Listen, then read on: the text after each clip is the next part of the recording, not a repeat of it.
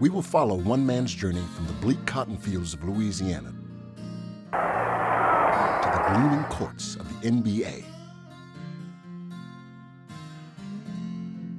It is about losing a dream and finding faith when all was lost. It is a story of courage and perseverance. But what it is truly about is winning. Winning the only game that really matters. The game of life.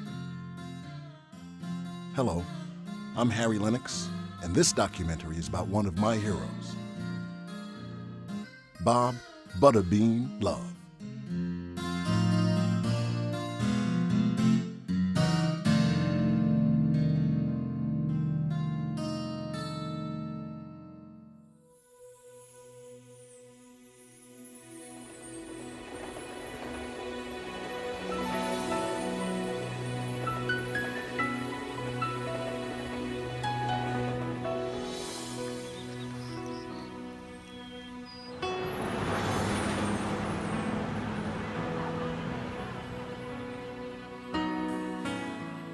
I was the last person in my family to be born on a plantation.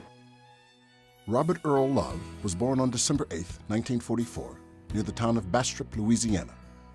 He was raised by his grandmother, Ella May Hunter.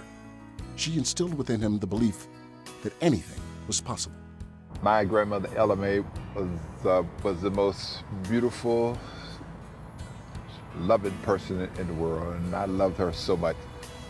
We had 14 kids living in this little 2-bedroom shotgun house. We had to work in the cotton fields. We had to chop cotton in the summertime, and in the fall we picked cotton. We would work 8, 9, and 10 hours. We would make like $250 a day. I was in the cotton field, either chopping cotton or picking cotton when I was 8 years old. My grandmother told me a long time ago, she said, "Robert Earl, son," she said, "nothing in life is free. Everything you get out of life, son, you're gonna have to earn it, and you should want to earn it." In the cotton field, they would make us pick cotton for $3 100 pounds. So we'd call the water boy. We said, water boy, bring us some water." We'd take some water. We'd take a half a dip of water. We'd drink some water. Then we would open up the sack and we'd pour the water in the sack to make the cotton heavy.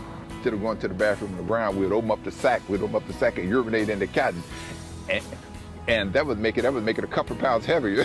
Heavier and stuff, you know. Then we'd take it up to the scales, and they would bend the sack. They would bend the sack, man, and water started dripping out the sack. And said, man, it was hot out there today. That's reason that cotton is sweating. I've got to find my grandmother's grave in here somewhere. It's up here somewhere. Yeah, this is my grandmother, my grandfather, and my cousin was buried right over there too. My grandmother gave me so much love, she gave me so much confidence, and my grandmother always had words of wisdom for me.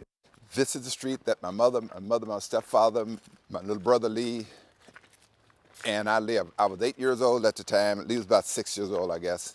And one day, Lee cocked a BB gun. Pow, man, he hit me right there in the nose. I still got that little dent there. And he hit me right on the nose with the BB gun. Man, I was crying. I thought he had shot me in the eye, man. I got so scared, man, and Lee dropped the BB gun. Boy, and he tried to run. Man, I was so angry with him. I picked up the BB gun, I cocked it, man. Pow, man, I shot him right side of the head. The BB said, pew, man, went off his head. Man, and he came home crying. All of a sudden, he looked at Lee's head. He said, boy, did somebody hit you side of the head? He said, yeah, Robert shot me with the BB gun. Oh, Lord. He said, where's he at? And I couldn't get away from him. He kept beating me. Pow, pow, pow, man. I finally broke away from him. So I ran down the street there, ran on my grandmother's house. She said, child, what's wrong with you? I said, turn out my stepfather beat me.